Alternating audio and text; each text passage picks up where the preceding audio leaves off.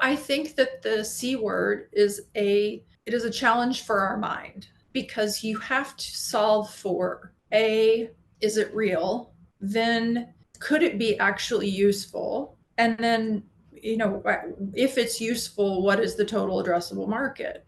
So when I really got down to it, I thought, here I am, I'm back to analyzing technology companies. I'm back to being a stock picker. Yeah. Right? In its best light, I would say that. Hmm. Because, according to Gary Gensler, our current SEC chair, if you go back and look at his MIT class, which I took, that was part of my journey through Bitcoin, is Hmm.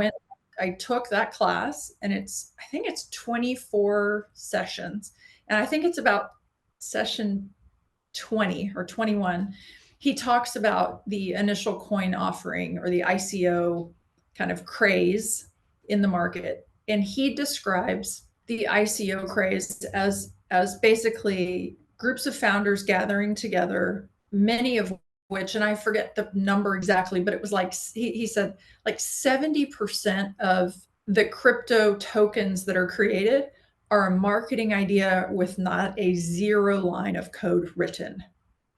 Hmm. Yeah. Wild. Right? So you're essentially doing an IPO for a stock, but you're saying, yeah, I think it'd be great if we cured cancer. And so this company is, going to improve how we go look for the way to cure cancer. And we haven't actually done anything or built anything, but we have this really great marketing agency. And so you should buy this because this is the future. That's what I felt like was happening with crypto. All right. So today I have got Lisa Hough with me from Custodia Bank. Welcome to the Why Bitcoin show, Lisa. Thank you for having me on the Why Bitcoin show, Dale. It's a real We're gonna pleasure have to have you. I must confess, you've come on my radar fairly late in my Bitcoin journey. I wouldn't call myself an OG by any stretch of imagination, but let's say 3 years.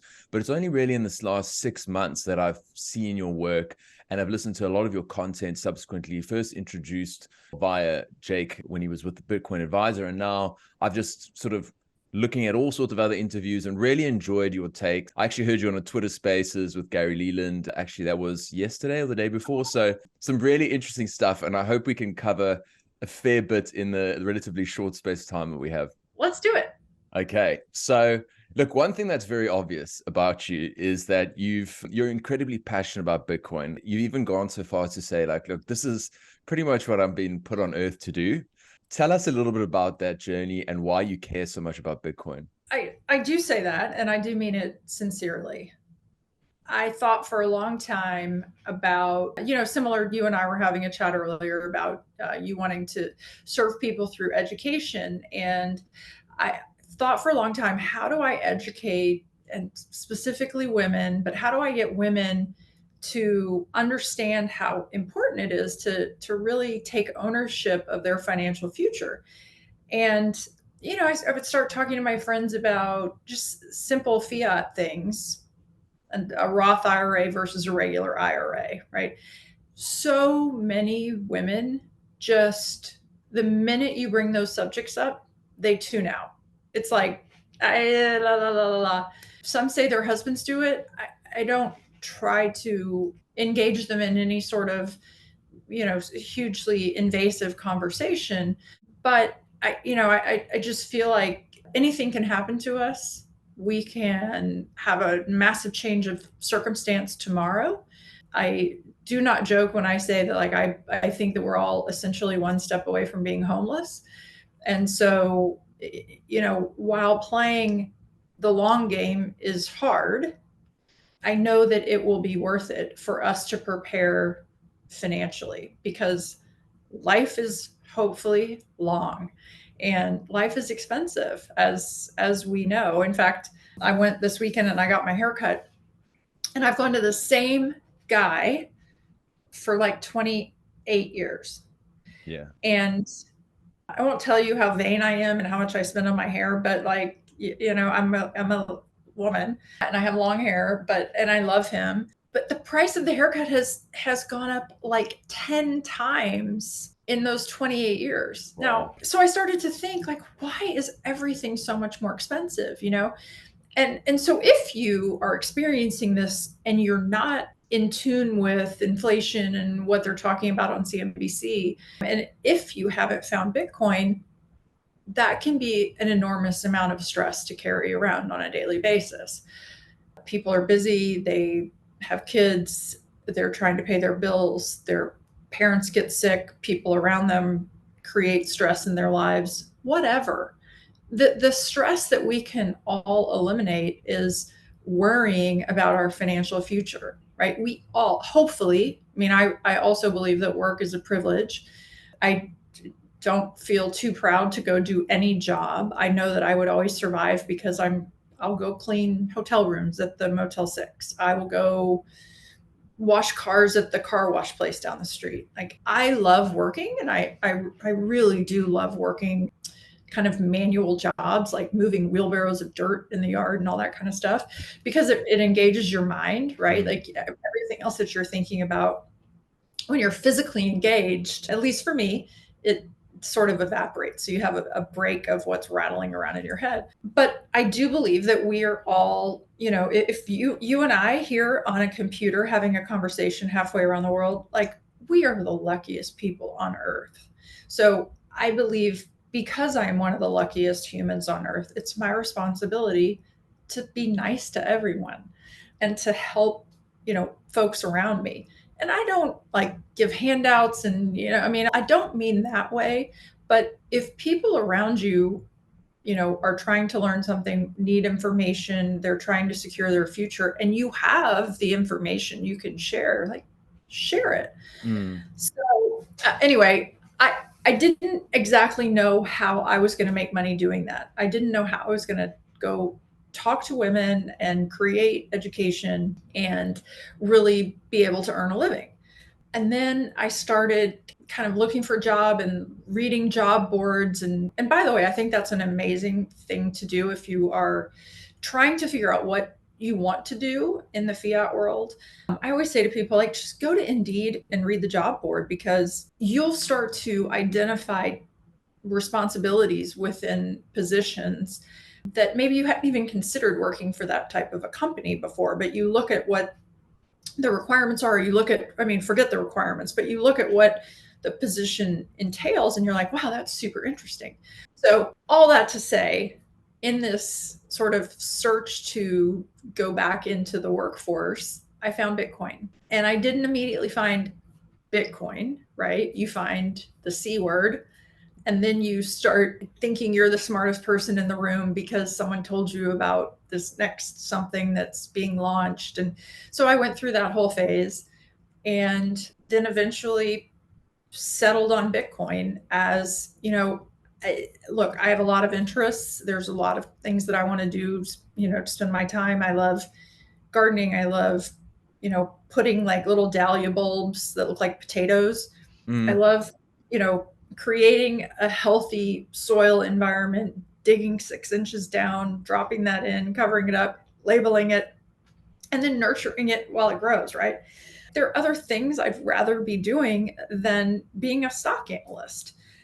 So this entire, our American society, like, we wake up, we turn on CNBC or we turn on CNN or we turn on Fox, whatever your drug of choice is in the morning, people wake up and they immediately go to mainstream news. And what I've, my thesis, maybe you share, a lot of people in Bitcoin, I mean, it's like garbage, right? It's like you're on a sugar high, or you ate junk food, whether or not it's even true.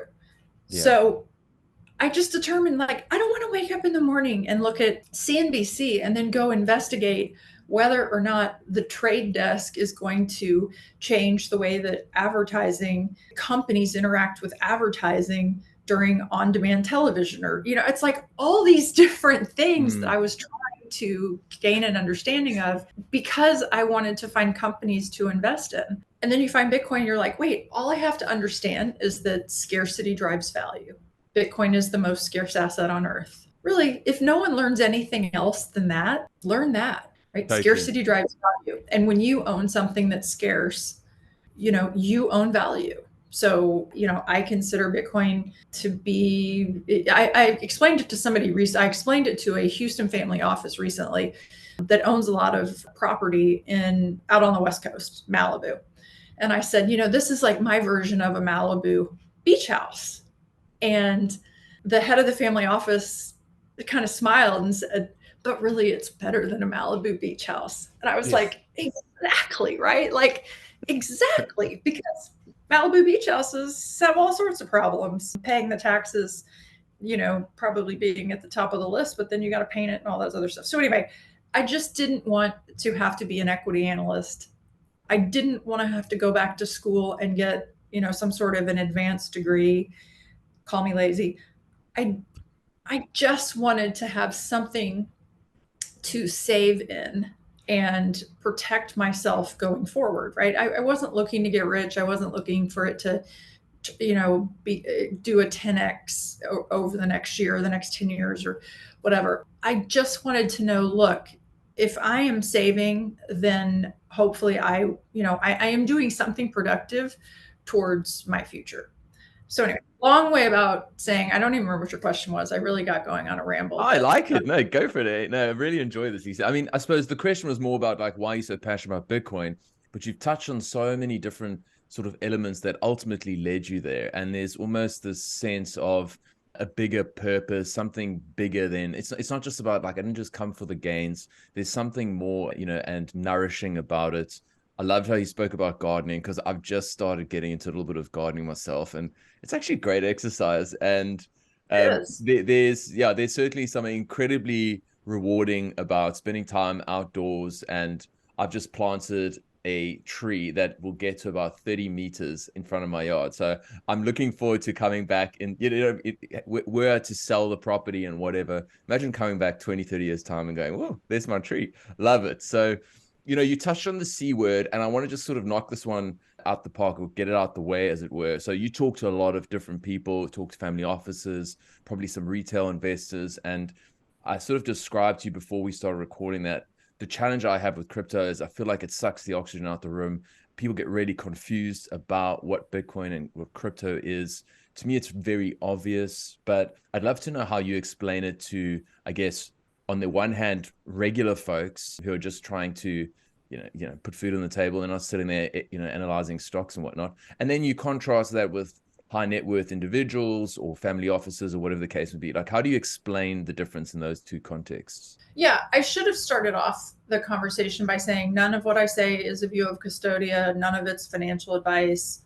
I'm not giving you tax advice or legal advice or 100%. telling you what to invest in. And neither am I, Lisa, as well. Just all my opinion. Custodia is operational in a whole bunch of states. You can go to our website and look, but we are serving folks, and we serve companies, not individuals, and we are not FDIC insured. Mm-hmm. However, we are a fully reserved bank, which is an interesting concept for most people. Yes.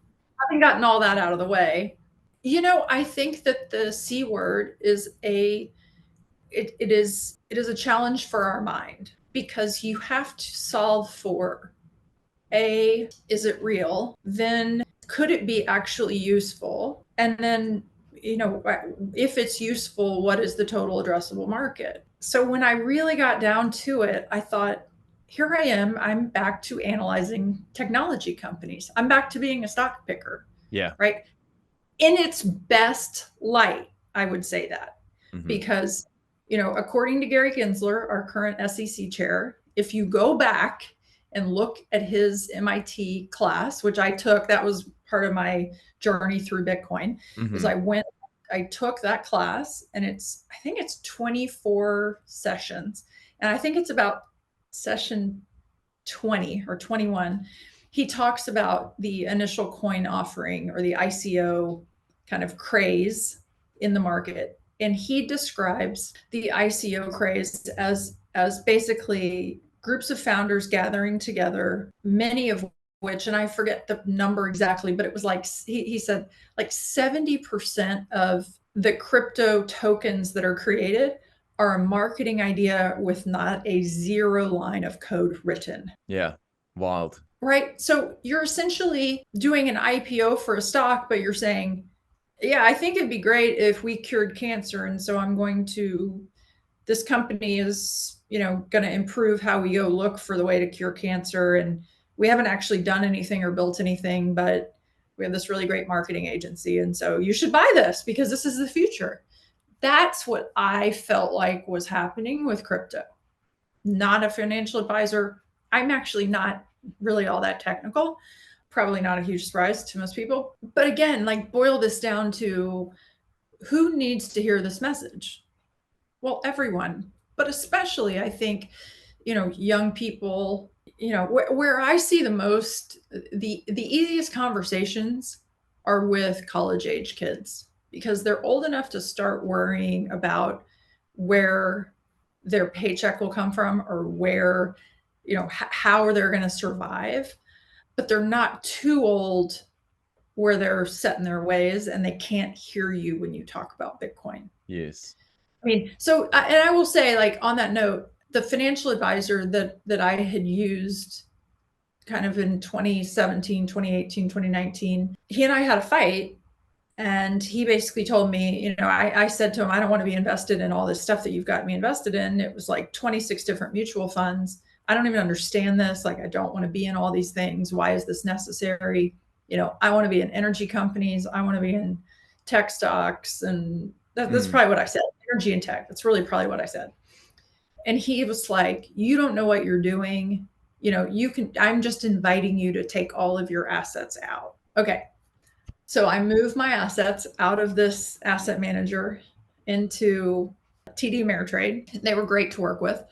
Moving into TD Ameritrade, and I basically I build my own portfolio of energy companies and tech companies. All that to say, again, you have to ask yourself, why am I doing this? And we're doing it because if we save in dollars, we know that we can't beat the system, right? My dollars aren't going to buy the same car today or in 10 years as it buys today. So we're all essentially, if we're creating portfolios for ourselves, we're trying to beat the system. Bitcoin is the first way for you to just like lay down the game and say, you know what, I'm not going to play this game anymore. I'm going to opt out.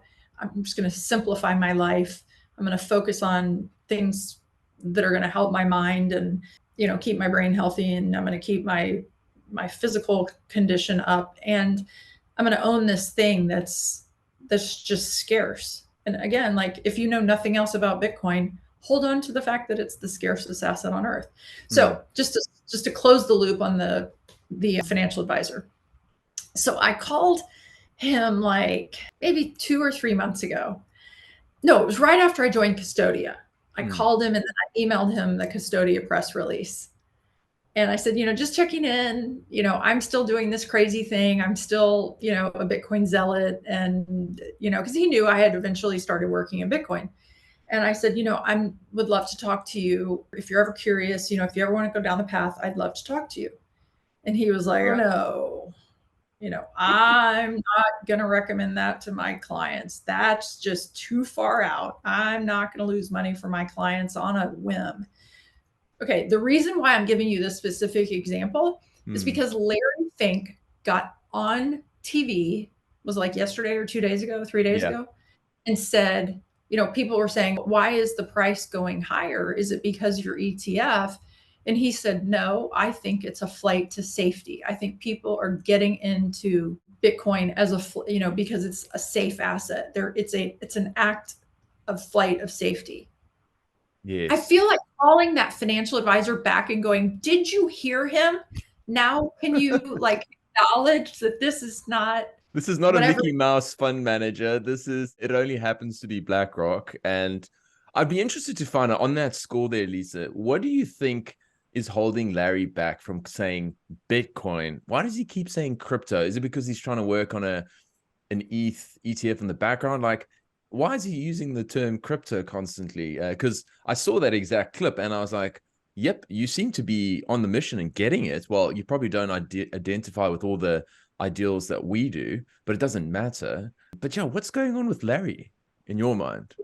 Well, I think that, I don't know. And I don't, obviously it would just be a guess, but he's having a conversation on national TV. He has an application before the SEC. I mean, if he had said Bitcoin and they're applying for a Bitcoin ETF, is he like trying to kind of talk the book that they're going to create? I mean, I don't know if he was just trying to avoid the implication of that.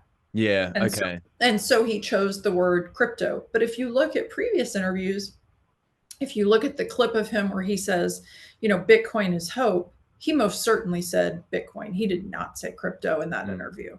Yeah. Yeah. I No, think that he makes sense. was at a conference or something in Germany, and there's that.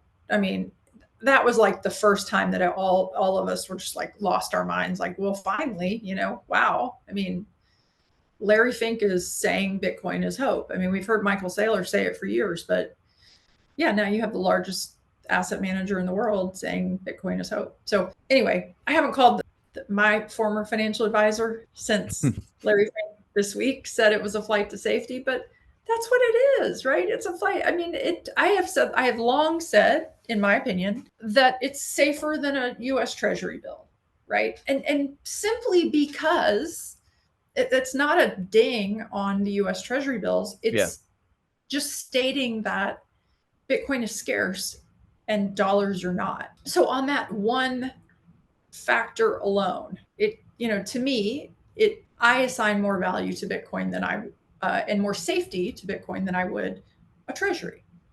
Totally. And you've spoken about that before, and how in traditional markets they would equate volatility with risk. But in the case of Bitcoin, we just think that breaks that whole sort of mindset, because, between you and I, probably we think that Bitcoin is almost a risk-free rate, because, and this is my kind of thesis or framework that I'd like to think about, is that we've got all these other markets. Let's talk about equities and real estate and any other treasuries. These are all, as far as I can see, they're not necessarily free markets in the sense that they're manipulated, whether you got the cost of capital, whether you got various incentives that are propping up the real estate market.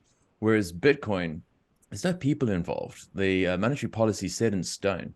There's no trust. And so it's the only asset that sort of sits completely separate of almost the puppeteers playing financial alchemy games. And in that sense, I look at it personally as like incredibly, like risk-free in that sense. But I suppose for an ordinary person and people that are financial advisors, I've had a chat to a few. In my fiat job, I'll just walk past a fund manager and I'll say, hey, while we're waiting for the list, what do you think of Bitcoin? I thought, why not just kill a few seconds? And the poppies, the sort of the whole tulip thing comes up, and South Sea China bubble, and you kind of go, okay, well, we're pretty much beyond that, but there's only so much I can get in the space of a lift ride.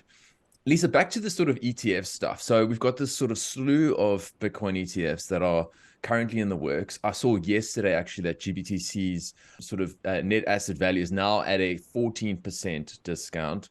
So it's certainly closing. There's obviously a lot of, I guess, wind behind the fact that the SEC is not going to be appealing the ruling that it was arbitrary and capricious that they denied the spot ETF. So we've got all these ETFs coming. I just don't know how on earth these ETFs are going to all compete. I mean, let's imagine there's 10. What do you do if you're an ETF provider trying to differentiate yourself? So it's a bit of a tough one, eh? It's weird. Well, I don't know. You do all sorts of things, right? It's like, how do you season a steak? You season it in a bunch of different ways. I mean, there's like the famous story of the guy that came up with, I don't know if the brand was like Ragu, the tomato sauce, but like, he was a marketing guy, and they were trying to figure out how to market this. And it may not have been Ragu, but the company was trying to figure out how to market this. And his and they had like all of these, should we wrap it in this color? Should it be that color? Should we say this is in the ingredients? How do we list these things? And he basically said, look, we should give people what they want. So some people want smooth tomato sauce. Some people want chunky. Some people want roasted garlic in it. Some people want garlic and basil in it, right? And so like they made a bet. I forget what the bet was, but they made a bet. And the guy just, was heavily financially rewarded for coming up with the idea of, give people what they want. It's Coca-Cola is probably my favorite brand. I don't know why. I just feel like it's a very American brand. And I have always appreciated that if you want a Coca-Cola, you can buy the little tiny can, you can buy the green glass bottle. Maybe you're going to a kid's soccer game and you want to take the big 2 liter. Like, they're giving people what they want and they're giving people choice. And I would not be surprised if the ETFs happen much the same way. Just like sort of the ESG ETFs, right? I mean, Blackrock and others really had creative marketing around how they're going to communicate their values around a pool of equities, and they were going to link them together through the concept of ESG. I think it'll be much the same way with Bitcoin. I think that people will figure out how to make it attractive to their client base. Maybe some of them are strictly Bitcoin, maybe some of them are. I do have an idea, because I did talk to a company that's building 4 Bitcoin related ETFs. Mm-hmm. There's all sorts of ways that people are going to combine these with other commonly held, asset pools. Yeah. Right. Like at the end of the day, if you want to play in that arena and you want to buy Bitcoin through an ETF, that's what suits your needs, by all means. Do I think that a certain number of us will always want to just, hold the bearer asset? Definitely. 100%. Where the scale tips, I don't know. And again, like, we're speaking right now on a strictly American, or in a place where there are active capital markets, right? We're addressing that crowd.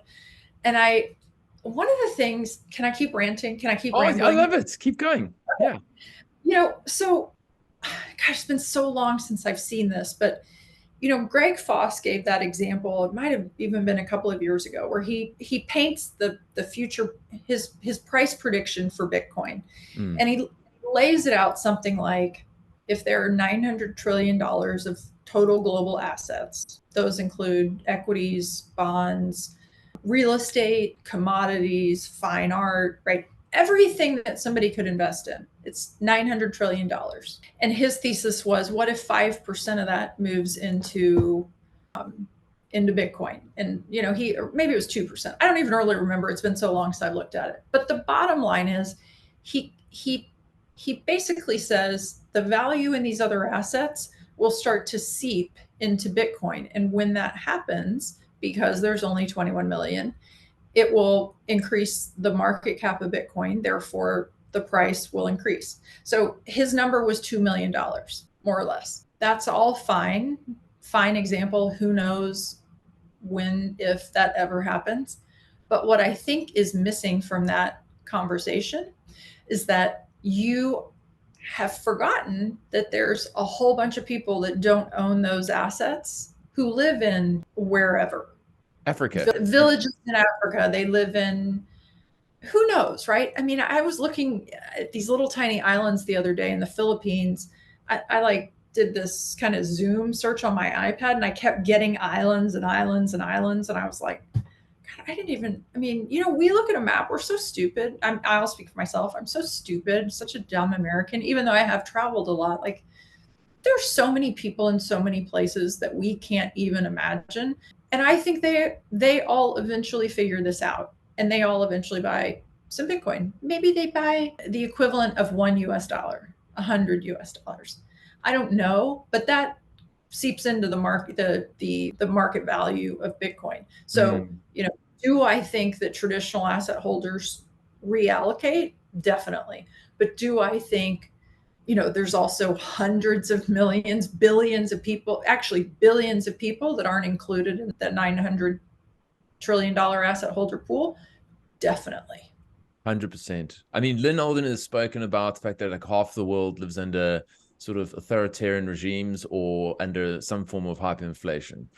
And so, we very much focus on US-centric capital markets, and it's exciting. I mean, let's be honest, the fact that we've got a Blackrock now in the mix with a ETF, after years and years of condemning it as, for criminals and then challenging its ESG metrics, we now have them actually saying, do you know what, we want to participate. But for a lot of people, the really exciting part is not necessarily like the TradFi adoption, but it's more the retail adoption that happens from the ground up in the places around the world that need it most. I mean, having come and lived in South Africa for 34 years, yeah, I was the 1%, and in many ways I was insulated because I was fortunate enough to be able to have private banking that gave me access to a US dollar account. Now, that in itself is a privilege. Like the average African has no access to US dollars. So don't even worry about Bitcoin for the moment. You've got a currency, the Rand, that has depreciated against the US dollar consistently for the last 2 or 3 decades between 8 and 10%. And that's just against that's the US dollar. And everything is getting more and more expensive there. And so I just look at that and I go like, there is a monster market there, because once they get it and they realize, hold on, this is stuff that I can hold on my own, that is resistant to all forms of debasement. I think the real challenge, I've always said though, Lisa, in terms of adoption in, I guess, the global South, the third world, whatever you want to call it, is cash flow. You need a cash flow to be able to invest. You can't, because you're not able to withstand the volatility if you're going hand to mouth situation. It's just not going to work. And that's where most people find themselves, unfortunately. Yeah, definitely. Well, you just said something again that I think is really key to understanding how privileged we are in the US, that and in other places like South Africa where you had access to a US dollar account. Many places around the world, it is illegal for their citizens to have US dollars. Or if they can have US dollars, they can't have, I heard someone say that they couldn't hold more than 20 US dollars. 20 US dollars, right? This was I forget what country they were from, but my daughter and I went to the Oslo Freedom Forum, not this year, but last year. And it was one of the speakers was saying her brother was actually picked up on the street. He had he had two $20 bills in his pocket, and they arrested him. Real. Yeah, it just puts things in perspective, doesn't it? It's when people in the States or Australia, like where I am, bitch and moan about the state of affairs, we complain about the politics or the money. I often like to remind them that there's a lot of places around the world that it's dramatically worse. And in many ways, I guess part of the reason why I'm no longer in South Africa is because I didn't necessarily feel that there was hope, that even if there was this decision within the country that, hey, we want to change the direction of this, that's it's like shifting trajectory on a giant ship. It's the kind of thing that's going to take 2 to 3 decades, and you need political will, and there's not even that. So it's for that reason I feel super blessed to be here, and as it sounds like you're blessed to be in the States, because there's a lot of places around the world that have got huge, enormous challenges that are beyond the comprehension of like people like us, because in a sense we're a little bit insulated. I guess you get that sense too. Yeah, that's what I was saying. I mean, I think that we're the luckiest people on earth. And I started having this conversation with my daughter, I think when she was like maybe like 6 or 7 or 8 or 9 years old. We would vacation to the same place every summer, and we'd get to the place where we'd vacation, and a lot of the kids lived there but like went to different schools, and it was very like, if you're Italian you can't hang out with these people, and if you're that, it was like gross.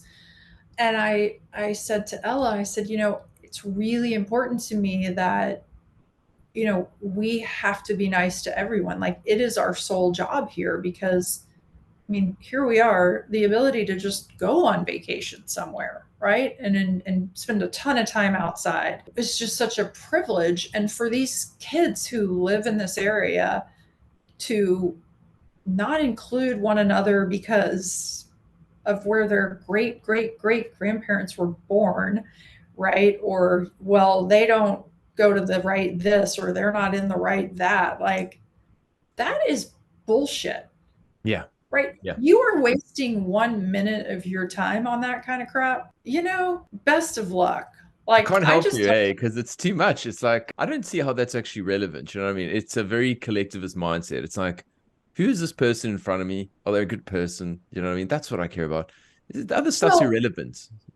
it is irrelevant. But remember, like, when you're whatever, however old she was little. Like when you're, kind of that age and you're beginning to understand that certain people don't get invited to certain places, it's like you have to sit down and have this conversation. As Yeah. adults, it's more obvious to us, right? Like, but anyway, it just goes back to my thesis that, life is long, the world is small, and you're better off if you're nice to everyone.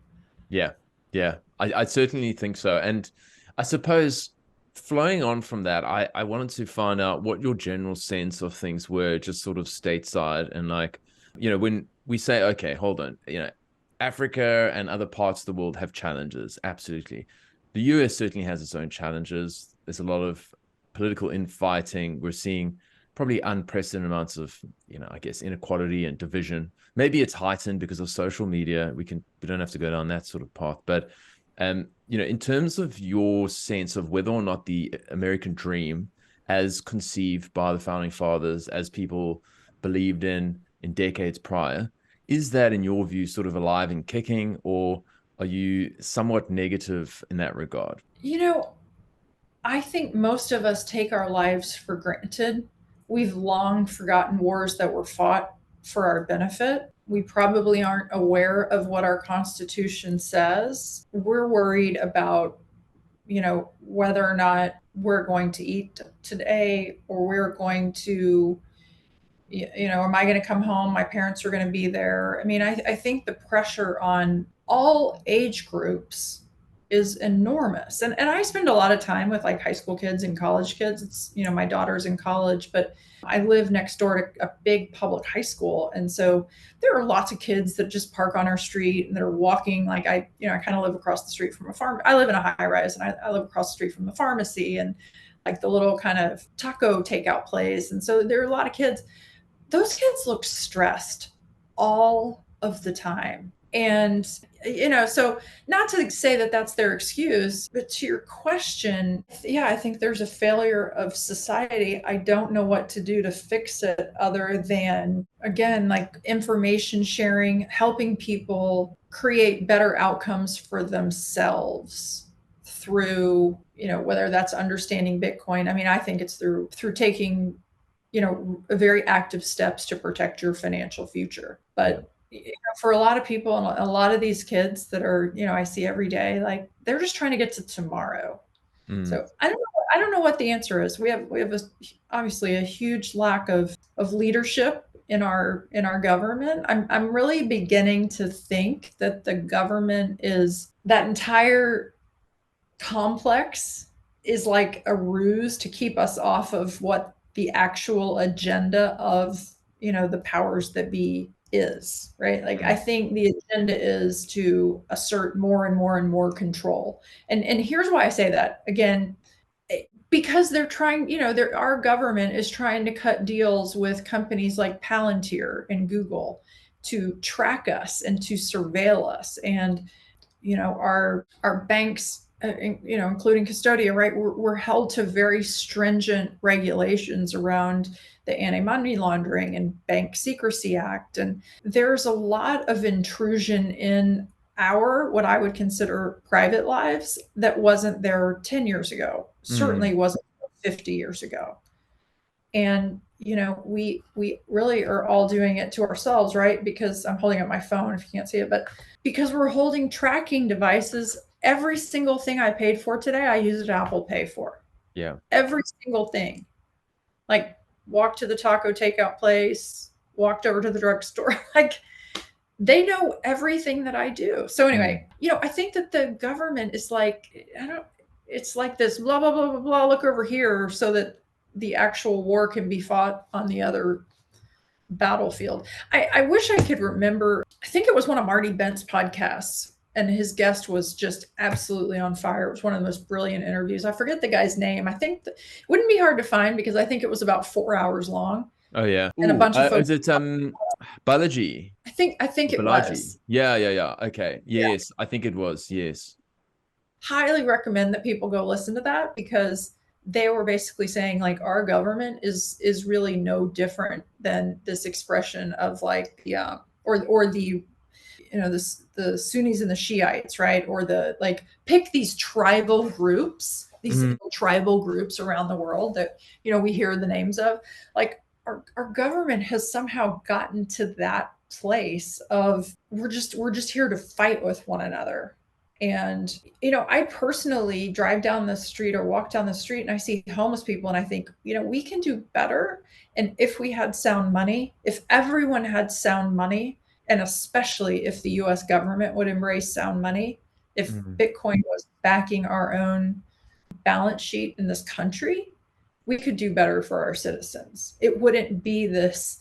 My mom is one of 7 kids, and she said, dinner would go on the table and like the kids would literally fight for the food because she did not grow up with any money at all. Yeah. My grandfather installed AT&T telephone jacks into your wall, right? So you could plug your house phone. They would fight over every scrap of food that was set in front of them. And I feel like that's kind of where we are in society today. You can see it on the roads. You can see us how drive. They're aggressive. They don't want to let you in. I mean, serious life hack. When you're driving and someone is trying to cut in front of you, let them and wave. Like, make it like, oh, please, go ahead. Yeah. It is a game changer in my day. I do it every day, all the time, never fail to do it. It is like, it shocks people.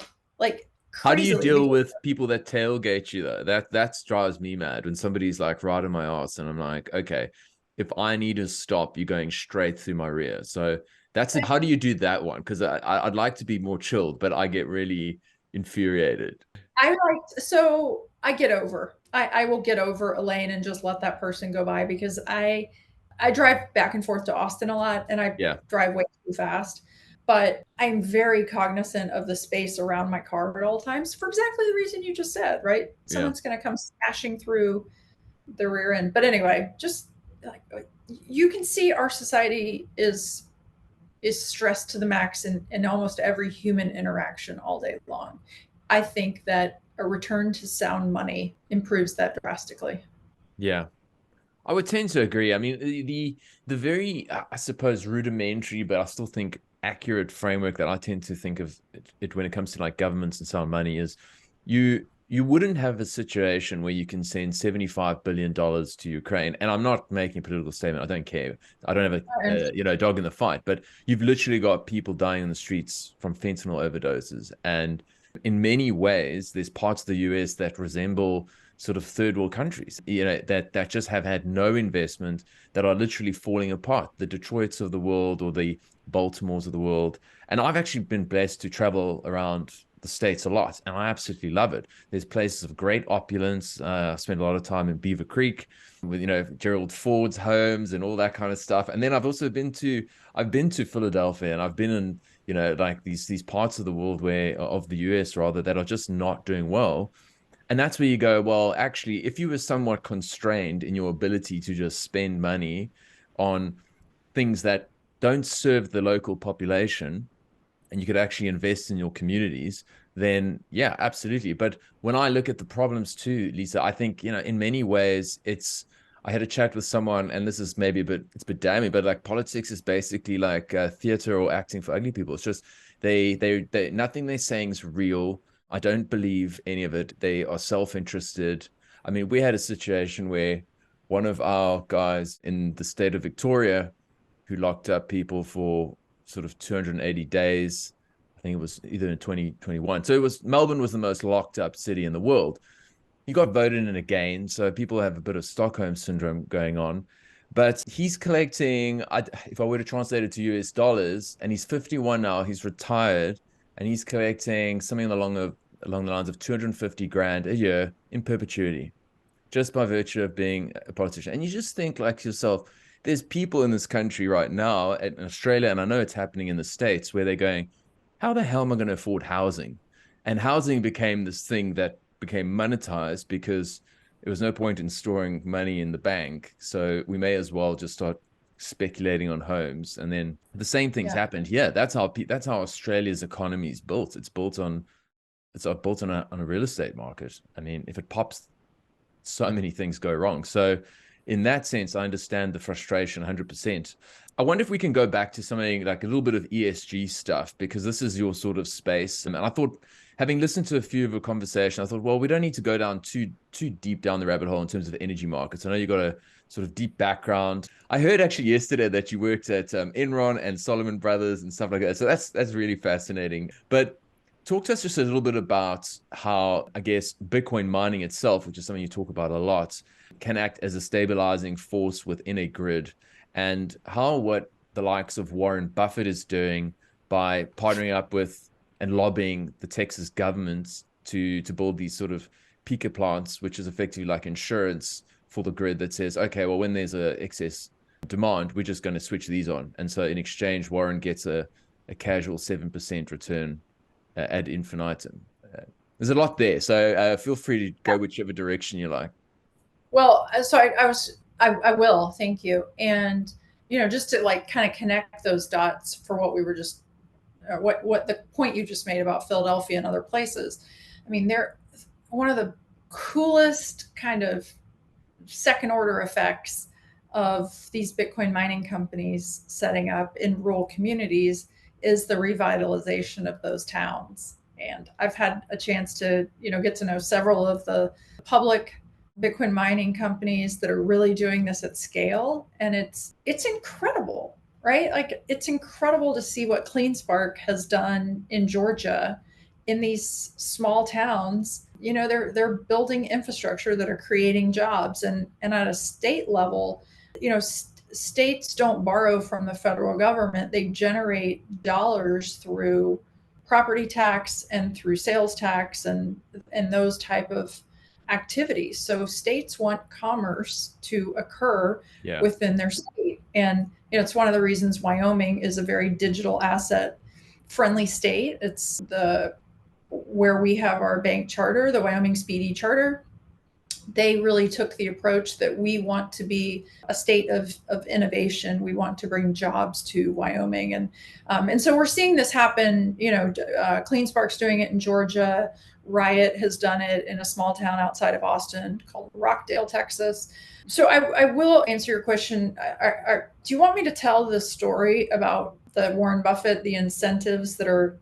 Yes, because I don't think a lot of people have heard that, because it might explain why he's not a fan of Bitcoin. And because I imagine he's been advised of how Bitcoin can actually essentially fulfill the role of the solution that he's lobbied. Yeah.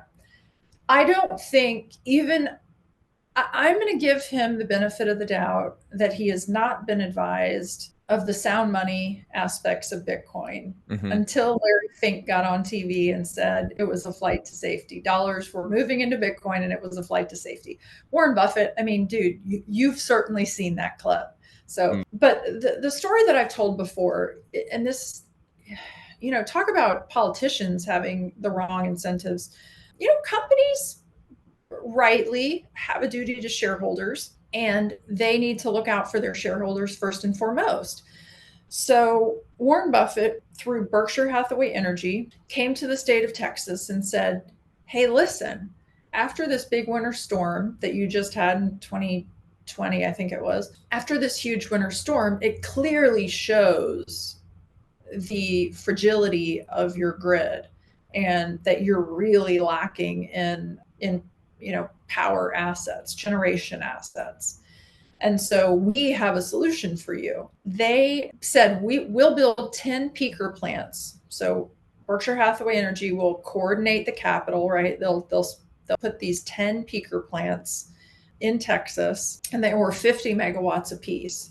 And peakers only come on, they're very expensive, and they only come on when it's like the last available electron, right? Like you've used everything else, you've got to turn this excess available power on. You've got to make this excess power, this additional load, this additional power available to meet the demand load. So I think they were going to spend $10 billion to build these plants. And they wanted a guaranteed rate of return of 8%. I believe it was 8%. Check my numbers. This is like happened in 2021. They were going to get a guaranteed rate of return for this project. And Texas had a whole bunch of issues with this. First of all, we're one of the few places where the energy markets are open. They're, we power is bid into the grid. Yeah. So it's not like, okay, here's the price that came down from above. This is what you're getting paid. Power producers actually basically say, here's what I have and here's how much I want for it. And then whether or not the grid chooses to absorb that power, is up to those folks.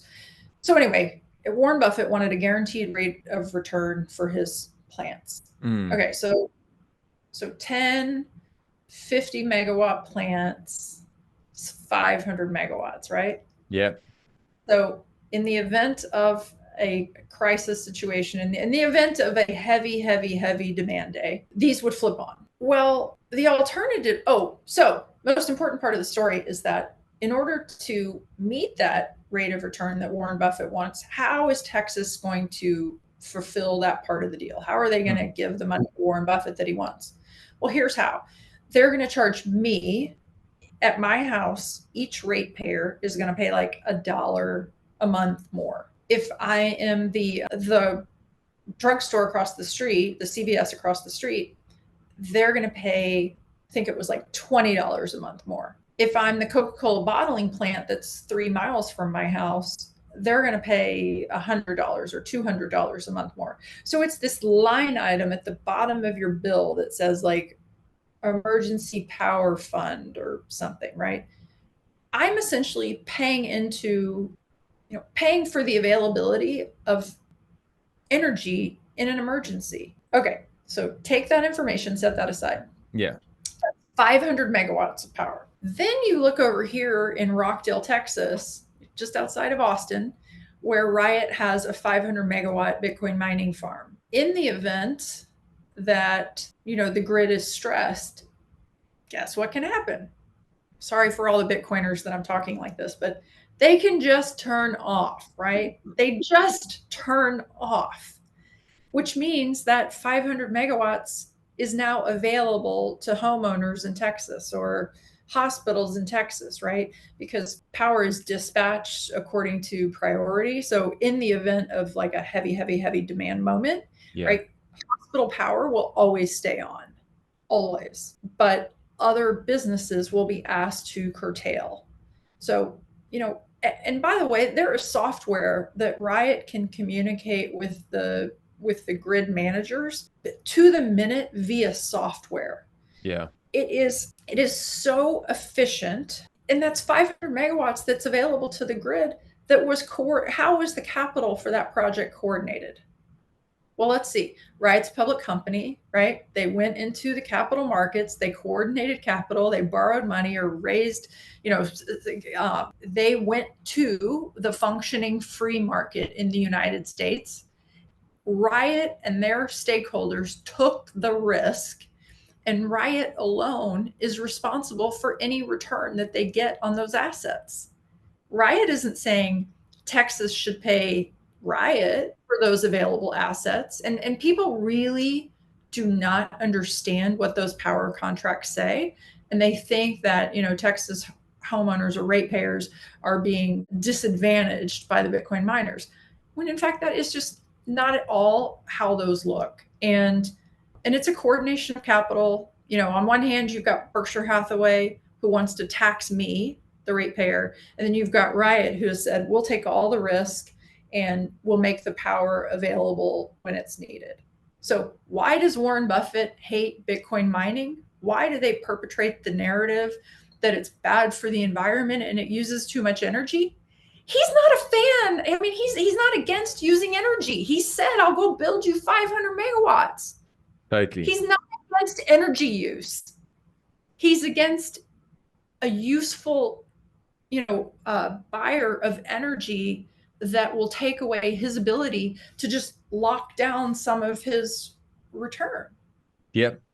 100%. And why are energy companies not seeing how obvious the solution is? It's like, you don't even have to be bullish on Bitcoin. You could think Bitcoin is rat poison squared. You can just go like, look, it's liquid 24/7. I don't even have to hold this on my balance sheet. Literally get it, sell it. So like, Bitcoin mining is the buyer of first resort and the buyer of last resort. Like, it's the perfect tool to stabilize grids.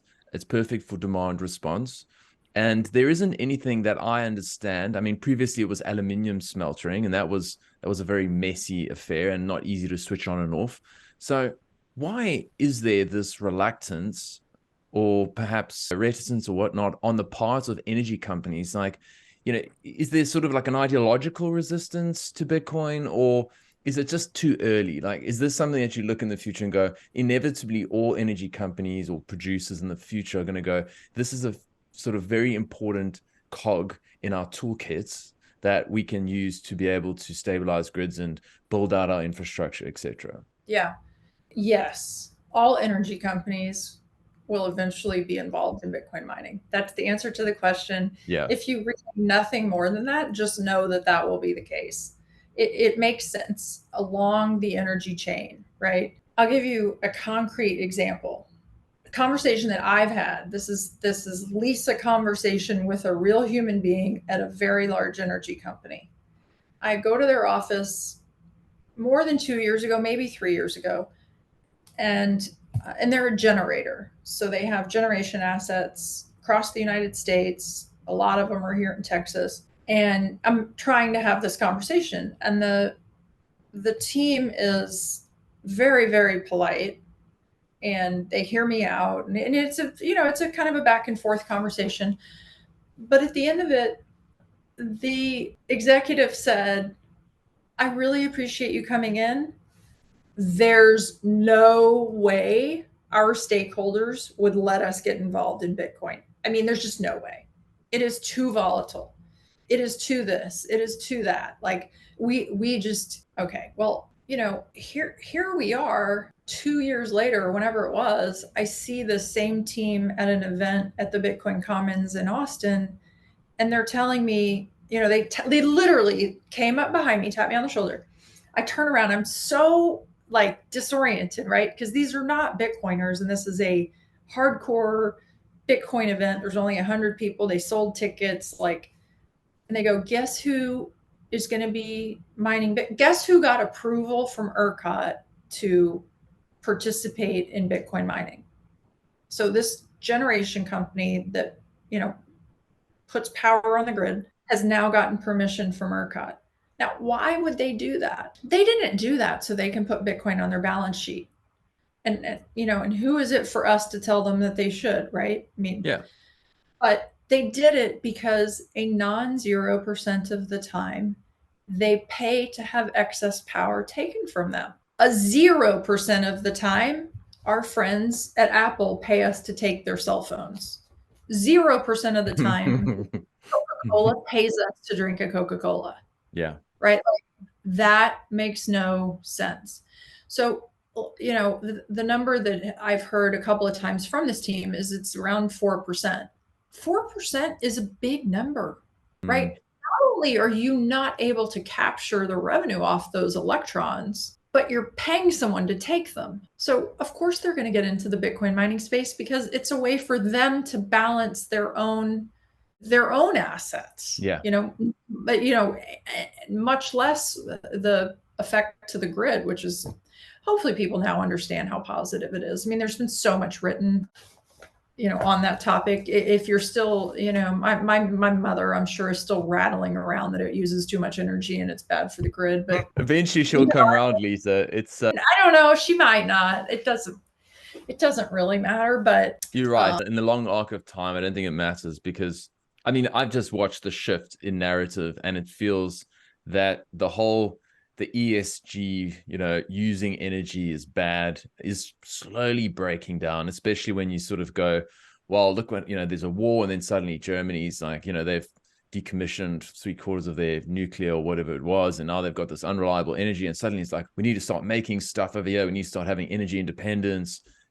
So there's almost like, I feel like a shift in general about like energy use not being bad per se, that people are starting to see like that Bitcoin ESG stuff, which I would have described 2 years ago as like the biggest attack vector, is kind of like falling away. It's almost like the criminals thing. It's like, you can't be serious. If you tell me that Bitcoin's for criminals, then it tells me you don't know what you're doing. Because, if you're going to do crime, I mean, just use cash. It's a lot more anonymous. So, that's the kind of thing, that's my sense. But I think over time, the free market is going to just embrace it, whether they have any ideological sort of adoption of Bitcoin whatsoever. They could actually think it's absolute garbage, but hey, this new tool that we can use. It makes all the sense in the world.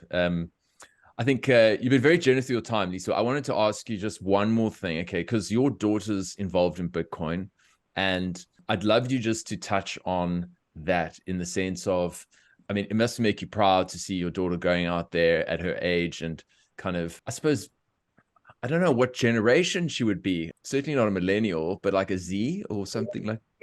Yeah, she's Gen Z. Gen Z, exactly. And you're going, there's this whole new crowd. I'm in the older end of millennials, if you like. And, talk to us a little bit about the role that you think these folks are going to play in the future, because I believe that they're going to play a huge role in terms of adoption going forward. Like, you speak to a certain category of people. I will speak to a certain group of people, but maybe young people will look at me and go, listen, old man, we've done. I want to talk to some of my own age. Yeah, I'm super excited for her to be involved in Bitcoin. And it all derives for one reason, and that is that no matter what happens to me, she fully understands Bitcoin. She buys her own Bitcoin. She's worked since she was 15 years old. She's had some sort of a job. I made her get a job when she was 15 because in the United States, 15 is the age that you have to be in order to have a Roth IRA. So I wanted her to have a tax advantaged investment account, and I wanted her to fund it every year. So that has been my requirement. It's like literally the only thing I think that I've ever like, you are going to do this. And she very like willingly got on board. So she works and she really handles a lot of her expenses. She's responsible for some of her expenses in college, and she's able to save what she can in Bitcoin. And I think she has some equities in her portfolio. I won't speak to that because I don't actually know, but I do know that she has a thorough understanding of Bitcoin. And so as a parent, I think we as parents need to be swim coaches, not lifeguards. So my job is to like help her figure out the hard stuff while I can, and really and I encourage her to make her own decisions, especially when they're like really hard decisions. And we'll get in this conversation where it'll be like a really, really hard decision. You're deciding between two great colleges, right? And finally, she'll just say, Mom, just tell me what your opinion is. Because I'm really careful to not put my opinion on her or my will of something, or I want her to know that, I love you. I believe in you. I think you make good decisions, because really what I'm preparing her for is me not being here. Yeah. And so since I don't know if that's, please not tomorrow. I plan on living as old as my grandparents. My grandparents, one lived to 95, the other one was 97. They just died in the last couple of years. But like, you want your kids to be able to walk on this earth safely without you. And I don't know any other way to help her with that when you can't beat Wall Street. You can't, I heard someone say today, you can't beat the tape. You can't beat the Fed. Like, you can't beat Wall Street.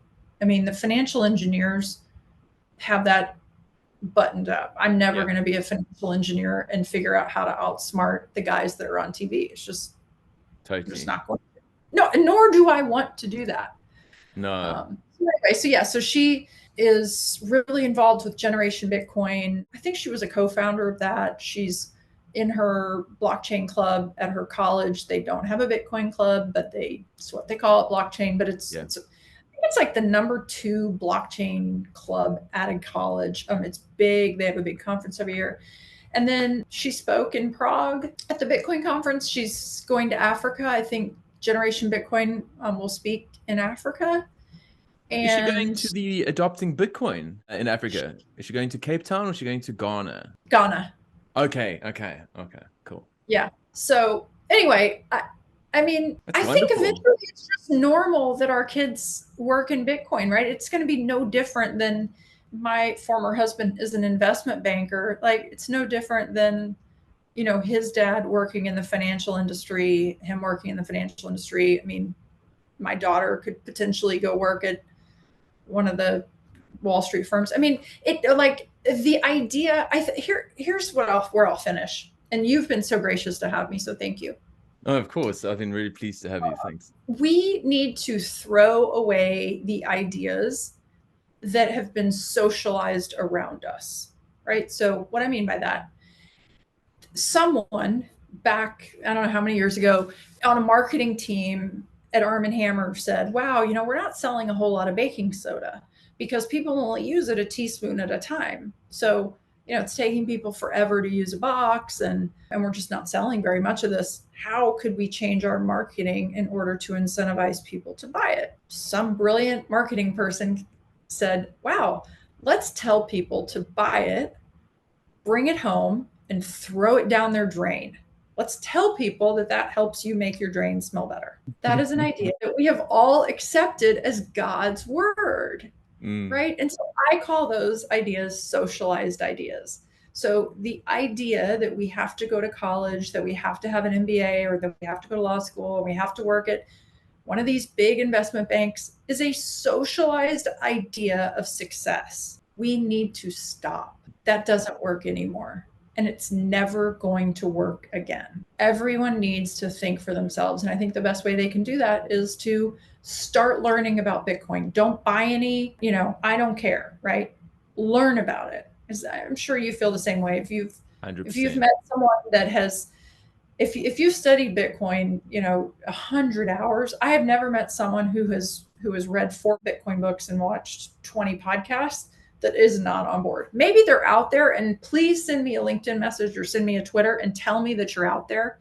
I would love to meet you, but I don't know them.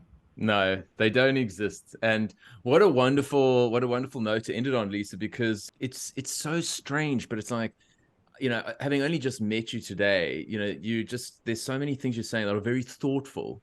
And like, that's just a Bitcoin thing. It's like, I've never met a group of people that are more thoughtful about how they do things, whether it's like the choices they're making from in their financial life to their health, in terms of their partner selection, in terms of like, planning for the future, the way they think about raising their kids, like very thoughtful. It's not just like, you're not just like going with the flow, just adopting the socialized ideas that we have in life. It's very much like, it's very deliberate and thoughtful. And it's like, absolutely, I couldn't agree more with so much of what you were saying there. And I think it sounds like you're really optimistic about the future, and you've got at least you've got a daughter that is on board the Bitcoin train. And given like her age, she's got such a leap up on I guess people in a similar position or similar age.